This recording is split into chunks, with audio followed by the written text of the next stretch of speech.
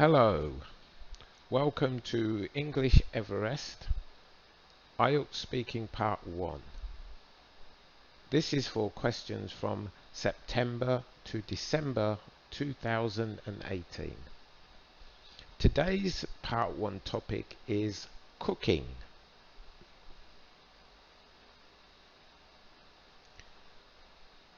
When you answer questions about this type of topic, one of the first questions you are asked is a yes/no question. These are very common in Part 1, so there are a variety of ways to answer them. So first we're going to look at some different ways that you can answer these questions and how you can add that extra information. So all of the questions here from this current batch are yes/no questions. Do you like? Have you ever? Do people? Would you like? All of those are yes/no questions in different formats. The first one is present continuous. The second one is present perfect. The second one is the third one is present simple. My mistake. And the last one is future. Would you like to learn? Means in the future. So they're different tenses, but they're basically all yes/no questions. So these are typical questions, so learn the formats of these so that you can answer more accurately and also use the relevant vocabulary. So, do you like questions? You can either give a yes or no answer, or to increase your score, you can be more creative. Do you like cooking? Now, I've given some positive and some negative answers.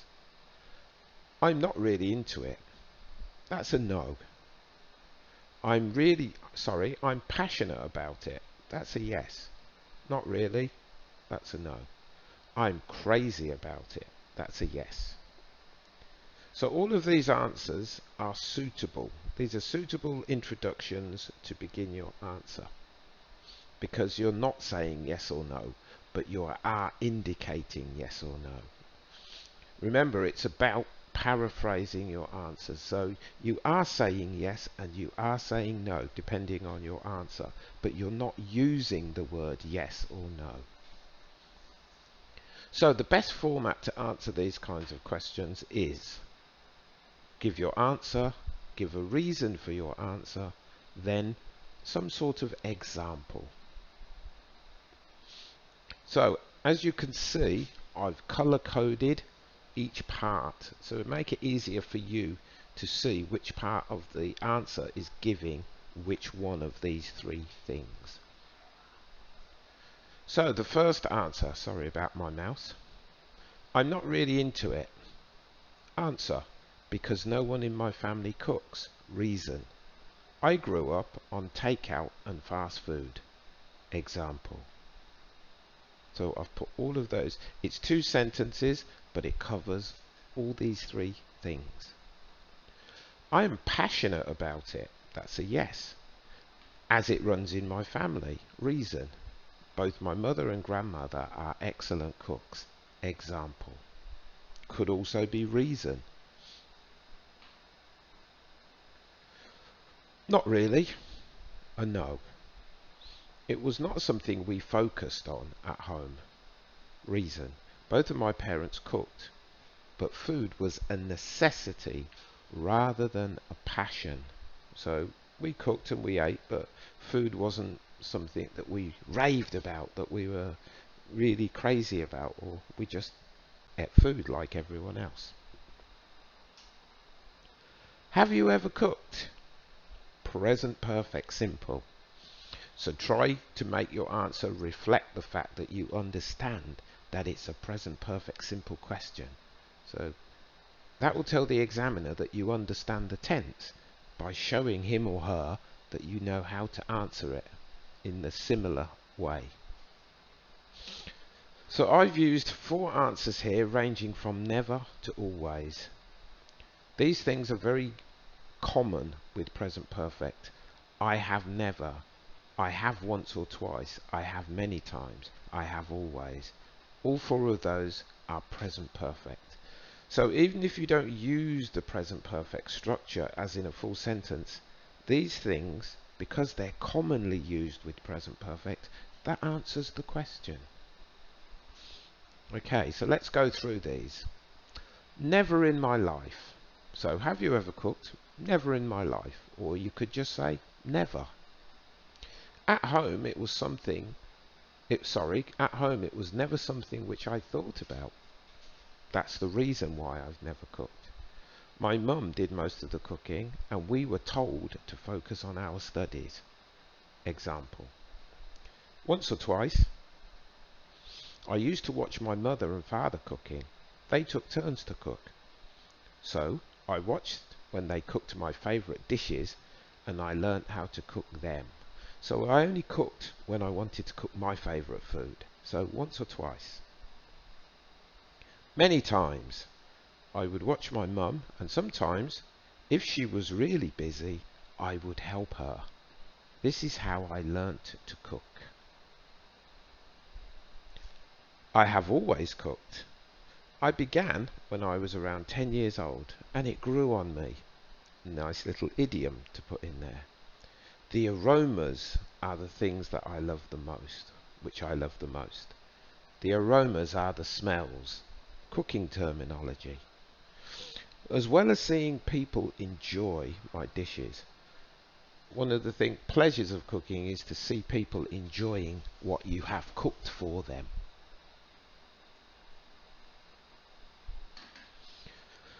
Do people often cook, or do people cook often in your country? Both of those are okay. Cook often or often cook.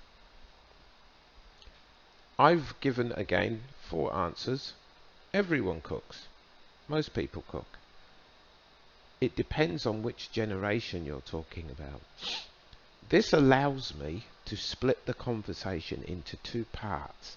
I can talk about one, it depends on this one, or it depends on that one. So this is a good technique for you to use to give a longer answer. Especially in part 3, it's a very good technique to use. Food is a part of the culture. So these are my 4 possible answers. Everyone cooks, but there are different reasons. Some people do it out of necessity, whereas others do it for pleasure. We all have to eat, so people will always cook. Most people cook as it is part of living. Not everyone wants to or can afford to eat out or have a personal cook. So it comes with the territory. Again, it comes with the territory as an idiom to say eating is part of living. It comes with the territory.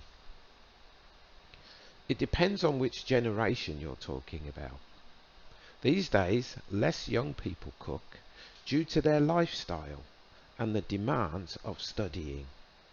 Older people, on the other hand, are more likely to do it because it is more of a tradition, and that's how they grew up. Food is part and parcel of the culture, and again, part and parcel, it's an expression, idiom. We love food. It plays a big part in our celebrations, festivals, family interaction, and leisure. Therefore, most activities we do are based around culinary events. Culinary, again, is food vocabulary. Talks about food and cooking. Is it difficult to cook Chinese food? I've given you, again, 4 choices. Very difficult. Not very difficult. It depends on what dishes you are talking about. And again, I've used this, taken from the previous question. It depends on which generation you're talking about. I've taken that and I've changed it to suit this question. It depends on what dishes you're talking about. And finally, I've never tried. Okay, so we'll begin. Very difficult. This is due to all the different spices and the various cooking techniques used. For example, there are many different ways to cook meat, which can be confusing. Not really difficult. Most dishes use vegetables, that should say use, not used, use vegetables which are cooked in only 2 or 3 ways. This makes it easy to prepare most dishes. It depends on what dishes you're talking about.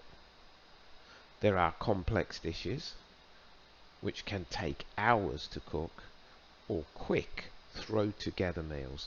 A throw together meal means something you can put together or throw together, as we say, very quickly, like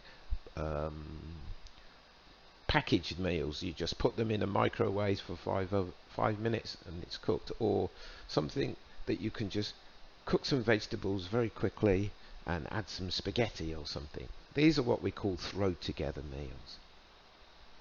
Overall, it's a person's choice as to how much effort they want to put in to creating dishes. So if you want to cook complicated food, it's your choice. If you don't, it's also your choice. And the last one, not being into cooking, I have never tried. It means because I don't like cooking, I have never tried. Again, not being into is again a collocation, idiom, phrasal verb. It covers all of those things. I suppose if you learn how to do it from someone, you can cook almost anything. I leave it to others to do. It means I don't cook, I let other people cook, and I will eat. Okay, so summing up, we've given you a wide variety of ideas for you to give your answer or answers. Always remember to give extra information and use synonyms and paraphrasing where possible. You do not need to have high levels of vocabulary in your answers.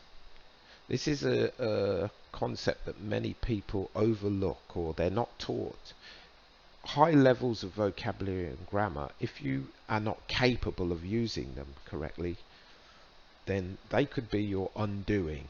So if you spend too much time focusing on high level vocabulary and grammar and you don't deliver it correctly, that means your sentences may make no sense at all because you don't know how to use the words that you're trying to use.